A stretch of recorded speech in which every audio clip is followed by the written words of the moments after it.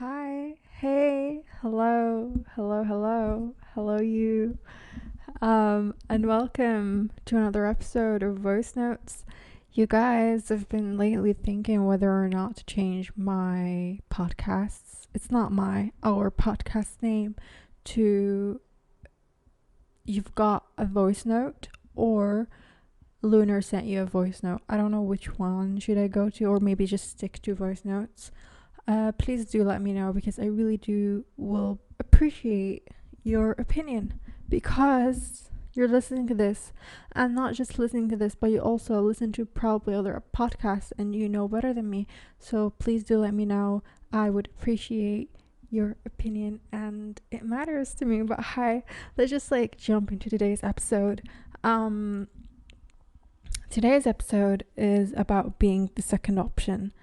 And oh god, do I have a lot to say about that. It's all kind of a net, like a spider web of I've had this realization and then me sticking to it and deep in it, theorizing it, researching it, and then I'm kind of wrapped it all.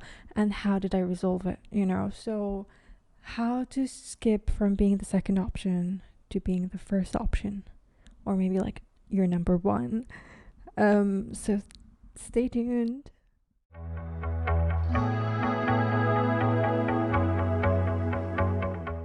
Okay, so what do I mean by being the second option? I know that in our society, we have not just our society, but just our worldwide beauty standards and personality standards and everything. We have standards on pretty much every aspect of a human being could be. And there's that person who's always viewed as the first option, and that always depends on where you're from and where you're placed at. And there's this beauty standard of, let's say, white, blue eyes, and blondes, okay? And people view this as their number one beauty, wow, you look amazing if you were born with such features. And this is what they would go for. But then if you're also pretty but you just don't have these standards, then you're the second option. You're just pretty but you don't have the blue eyes. And if I was with you, then I would just rather, if I had the opportunity to go with a blondie, I would. And that's just our society. But I'm not saying that it's a blonde. This is the example. It just depends on and varies where you're from. So if you're from the States, then a tanned, healthy body, toned one, and just a very hot woman is desired. But I don't know, in England, I feel a sophisticated, mysterious, fashionable, elegant woman is desired. I don't know if that makes sense, but I'm just saying, I might be wrong, but I'm just saying that there's standards in each part of the world, and I'm just giving two different examples, or at least I'm trying. And if you don't meet these beauty standards and you're just stuck with either being the second option, maybe the third, I don't know, and you just it freaking hurts, man, and it plays with you. Okay, so let's start with my little story, okay? So as you know, or if you don't know, I spent the last 8 years in the UK, and this is literally my whole personality trait. This is me. If you don't know, this is all I'm gonna be talking about, okay? I'm gonna mention this in every episode, so I'm sorry. I'm not sorry, but oh well. And in the UK, surprisingly, I never felt like I was a stranger or I was not fitting in for some reason. I just felt like I was always welcome, and most importantly, I've always felt like I'm special and unique because my accent is different and everyone is kind of like wondered, oh, like, who is she? Like, where are you from? Like, your accent. And I've always felt, and even looks wise, I'm not blonde. I don't have blue eyes. I'm just a regular person. And I just have always, because I'm different from everybody else, not everybody else, but like, I'm kind of the minority, I would say. I just felt always a bit unique and special. And I'm an Aquarius. So being unique and special is just like my blood. Like, this is what I live for. Being unique and special makes me feel pretty and wanted and mysterious and like interesting. And yeah, so I loved it. I didn't even realize it at first. Because I never in my life thought I was, I don't want to say I never thought I was special, but I just never thought I was like the first option. I was just living, if that makes sense. But then kind of the UK kind of spoiled me a bit, because it made me feel like I was maybe onto something. I don't know. And you guys, I was so cocky. You have no idea. Not cocky as in terms in the way I treat people, but within myself. I would look at myself in the mirror and I'm like, you hot shit, man. And like, I would never pick myself apart. I always thought that I'm just a model, but like no one knows, you know? Like, I could be a Victoria's Secret model and shit like that. I just had that very cocky, unrealistic, not maybe 100% delusional mind of like how I viewed myself. A bit narcissistic, I'm not gonna lie. Not really narcissistic, because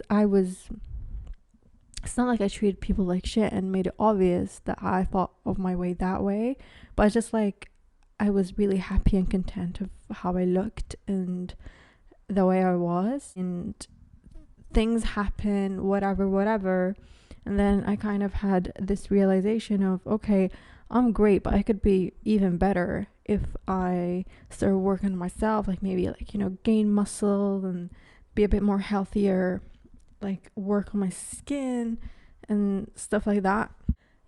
I did that and it was even better. I was right. It was even better, because before I didn't even wear makeup. But then I was like, okay, I'm going to learn how to wear really good, natural, it's there but not there makeup. And then I'm also going to, like, I told you, I'm going to work on my fashion, and I'm going to work on myself. Even like within me, like I started reading books and going out more and seeing the world, socializing even more and whatnot. And it really worked. It was really good for a set period of time. And I was happy. Nonetheless, I was happy. And it wasn't until I moved to countries where oh my God, I've realized that I'm not all it anymore. I am not the first option anymore. Like before, in the UK, whenever like someone compliments me or like ask me out or whatever it was, I just knew deep down that they would just like want me for me. It's not just because I'm a girl and whatever, I was so confident, so content in me. I was like, yeah, they want me because they can't find me. I'm rare, kind of situation. I wish I feel like that again. It's such a great feeling. Honestly, if you feel like that anymore, please don't feel guilty about it. Because for the longest time, I felt like maybe I shouldn't feel like that way. But then I was like, fuck it, whatever. So please don't feel guilty. And like, it's okay to feel very happy and content and satisfied with the way you look and the way you are, which is actually amazing and kind of also rare, because not everyone feels that way. But anyways, yada yada yada, I moved back and I am not the first option anymore. I am not. And it freaking, oh my God, at first I didn't even realize it. I didn't realize what I was. It just like, it's not like I viewed myself ugly. I just like, I felt weird, because when I go out now, not a lot of people would stare at me and I don't know, like I just don't feel, I feel like everyone else basically. And everyone looks like me here. And here where I'm from, people with let's blue eyes and blondes basically are the, not it girls, but like they are the what people seek, you know, they're the different breed. They are the desired people, okay? If that makes sense. And at first, I didn't really even like link it together. I was just like, oh, it's weird. Why don't I feel so pretty anymore? Like I would look at myself in the mirror and I wouldn't pick myself apart. I wouldn't be like, ew, what the hell is this? But I would look at myself in the mirror and be like, boring, basic, whatever. I look like everyone else. There isn't that bit of uniqueness and special to me anymore. I don't see it. I don't feel it.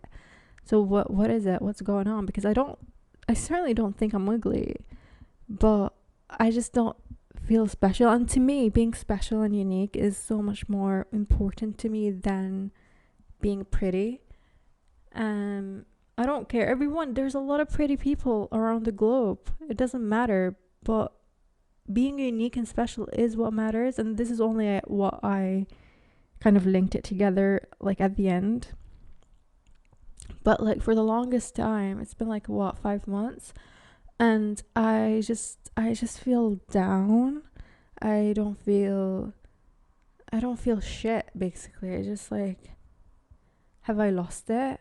Am I like, what is it? I just didn't know. But then when I deeped it, I realized that I just don't meet the special, unique category anymore. I just fall into the basic people. Like, you know, they're just like everyone else. It's very common to find people that look like me. And it's very rare to see people with colored eyes and just like have a bit more unique features of what is already presented in the society. So once I figured this out, I've been sad, man. I've been sad for like maybe even like 2 weeks or something. But the thing about me is I would never sit around and be like, okay, I have this dilemma and just like leave it and ignore it. No. I would think about it. I would like freaking put it on paper and be like, okay, what can I do? How can I solve this? I would just overthink it and think it until I find a solution, and which I did. And then I was like, okay, I can't live like that. I can't live like that, being knowing that I'm the second option. Because what I mean by being the second option is, like, I guarantee you, this like freaking man that complimented me or like asked me out or whatever it was, if he was right this second, another girl with like freaking blue eyes or whatever came, like, I don't know, to him, he would be like, okay, fuck you, I'm just gonna go with her, you know? And it feels so freaking destroying to yourself and your self-worth. Oh my god, it's such a bad feeling. I don't wish even my worst enemies to feel such things, because it's disgusting. And I remember back in freaking the glory days, whenever someone thinks that they're, I don't know, like they're not pretty or whatever, like says it to me, I'm like, why would you feel like that? I didn't understand the feeling until now. And I'm like, oh, this is what they mean. That's so sad. Like, why would they? I just want to hug them. Alongside this, I also were under the pressure of, like, you know, a new place, and like it knew everything. It's so completely different from what I'm used to. And I also, the stress of not having a job as well. I feel so useless and so stupid and just like unwanted, if that makes sense. What a tough period of my life, man. what a tough period of my life. But it's okay. By the way, even though I just said and talked about how I was like feeling so happy and content of how I looked and all of that, yes, it's true. It's true, but that didn't mean like I was a happy kid, all rounded and just like happy and whatever, energy and sunshine. No, I did have also like a lot of moments. I feel like for a very long time, this is a bit sidetracked, but for a very long time, not very for a very long time, but still up to now, I am never living in the present. So back in like, these glory days, I was looking at myself in the mirror and I was like, okay, I'm this and this and that. But still, I was like, once I get my, like, I don't know, braces done, and once I have the money, or like once I grow up and I can't wait to be older, and if it's like that, or like I'm always constantly waiting for things to be done. There's always something in my mind that I was like, I'm kind of waiting for. And then right now, even though I don't want to get married or whatever, but like I'm like, I can't wait until I get a job. Once I get a job, I'll do this and this and that. I'm like, I should constantly remind myself that I'm only this free. Since I want a job, I will have a job, okay? Whether it was not, even if it wasn't the job that I wanted, but I will have a job, because I would never just sit around. I will be very busy at a certain point of my life. I mean, at least hopefully. So I wouldn't have this free time and the joy of doing nothing again. So might as well just enjoy it and watch all the movies that I want to watch and just like not stress about it. But I don't know why I just constantly am. And like, since I am not doing anything, I just kind of now nitpick on myself and being like, okay, I'm I'm the second option. Like, what the fuck, man? Yeah, but basically what I wanted to say is that yes, I was very content of the way I looked and very happy and satisfied of who I was, but I wasn't really happy and content of what I was living in. Like I hated my environment. Now my environment is like, yeah, it's just like everything. I just hated it. I hated where I lived, like, the actual house, and like just hated my like family and everything. I just, but now I'm like at such a better headspace of like, I love where I'm living, and my relationship with my family is way, way, way, way better than it ever was. But like now I'm like, I'm not unique and special anymore. You could never win with me. You could absolutely never win with me, and I hate it. But anyways, we're not gonna hate anymore. I keep going in circles. Anyways, back to the topic. Second option. Sat with myself and like, I just kind of very thoroughly about what makes a person unique and special. I was thinking and thinking, and then I was like, it surely isn't the physical appearance. I mean, yes. I mean, physical appearance is also really important and really nice when you have unique appearance. So let's say Rihanna, right? I mean, come on, who would say no to Rihanna? She's so intriguing, just like by her looks, and then let alone her personality as well. But come on, if Rihanna had all this unique, beautiful beauty to her, but then she had a shitty personality, I don't think anyone would look at her. I mean, they would be like, oh yeah, nice, and then once they get to know her, she's like, she's actually quite boring. She's actually quite normal, whatever. And they kind of lose the interest in her. But a person could be interesting and unique and special by them being like them. And I'm not saying inner beauty and inner this, but I'm talking about your memories, your childhood, your experiences. I'm not talking about your personality here. I'm talking about what makes you you. you know. All of these, each person has like a different memories, um different sadness, different happiness, different interests, different favorite food, different hated food, you know. And it's not just that, it's also how interested you are in life. The more, I don't know if you know this, I don't know if you have Instagram or TikTok or whatever, but like there's this going on reel of this Japanese woman or a girl just like jumping around and like, I don't know, having a toy and just playing and running, and it's just such a viral reel or a TikTok. And why is it interesting? Why? Because she's enjoying her life, and you know, she's interested in her moment and in her surroundings, and she's participating in making in action and taking action and being there, you know. So I mean, if you think about it, why are people drawn to children? I hate children, right? I really hate them, but I love going to the park and seeing children play. And I love when my neighbors' children just like playing around in their garden and just seeing hearing their laughters.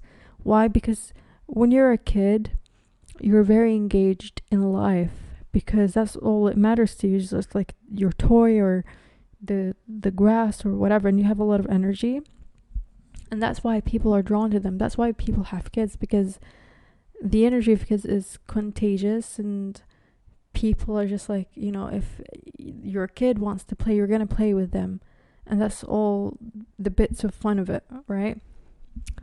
And yeah, so I'm not telling you to go and act like a child, but I'm just saying maybe children and kids are onto something, because they're just, maybe that's why we all long to our childhood, if we had, like, of course, a good childhood, because we were very engaged in the moment, and we were interested in everything around us.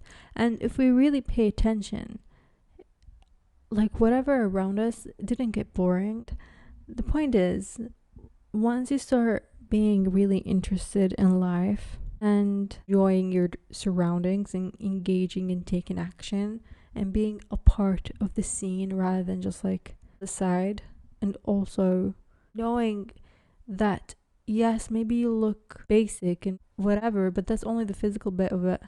Your inner reason, inner heart, the way you feel and your emotions and the way you think, they're not the same as everyone else, and you could do so much once you realize that. You know, I'm not telling you to go and be like a different person right now and do this, but I'm just saying that we need to often appreciate what we have had experienced and what we worked on so far and our memories, because once we do that, we would realize how much we have, but we just don't know about.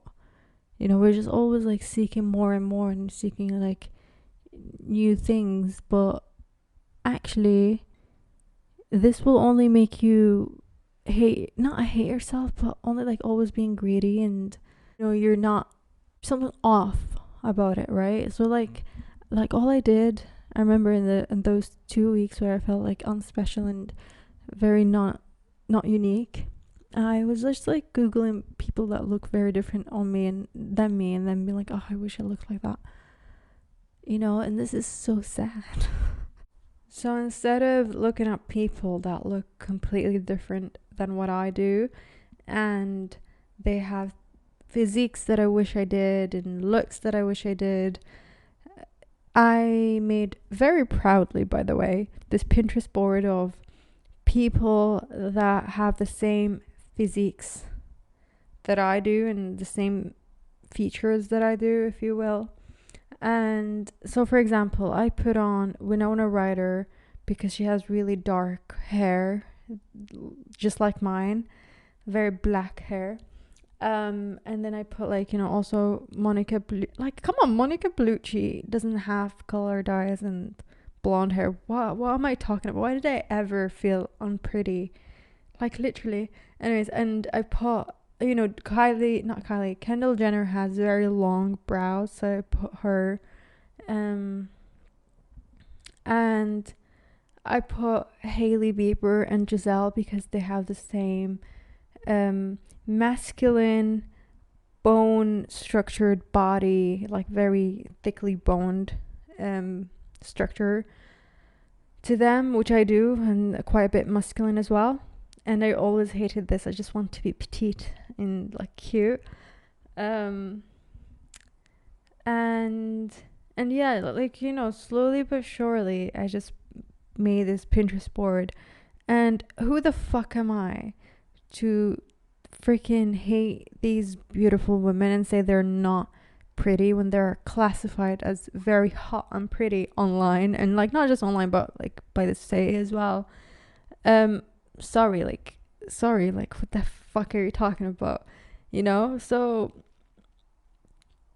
and it made me feel so much better because it's such a great reminder that your beauty might be different to what the society seeks for and what the beauty standard where you live is.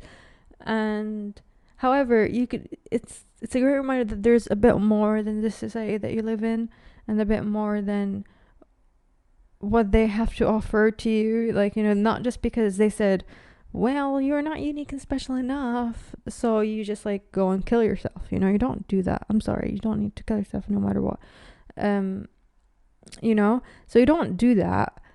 You need to remind yourself, okay, like, they don't know what they're talking about. I'm more so than you guys. I am international beauty queen, if you will, you know? So, and yeah, and then we should really feel lucky and grateful for the internet. I know we give so much shit to it. However, there's a lot of positivity when it comes to the internet, because there's a lot of famous people this day and age, whether they were scientists, influencers, singers, actresses, actors, all kinds. For you to find your match, for you to feel pretty because there's this one person who's very famous and people love and enjoy and always compliment, who quite literally looks like you, you know? And we should be really grateful for that we have this access of information, and that we are allowed to not feel alone in such society. Because you guys, if I didn't have the access to the internet that I do today and felt the way I did, I would have been in such a horrible place. I would have felt very sad and very alone as well. Also, alongside that, I did this little section on my journal of, it's like a list, or like a table of what makes me unique and special, like for me, like within me, like qualities that I have, memories that I adore, things that I do that are so freaking attractive and unique that would make a person approach me because I do such things, or I talk a certain way, or whatever it was. Because of that, like, it's just like a reminder. So I don't want to get long into this, but like some qualities that I wrote down is how I make people feel. And this is such, I think this is the thing that I love most about me, is whenever I go out with anyone, quite literally anyone, whether it was a family member or a friend or like, I don't know, whoever, I always make them feel better and positive, which is, I feel so blessed to have such quality. I remember whoever, like, in my friends or my family members, sometimes my parents would fight over like whatever it was, and I would go out with my dad, and then literally by the end of our, like, I don't know, hangout, he would literally buy flowers to my mom. You know, I am just so obsessed with this one quality of mine. I'm like, bruh, you have this amazing quality that literally attracts people to you, and then you still hate yourself and you still don't want to be you. Like, why would you say such thing? It makes me so sad.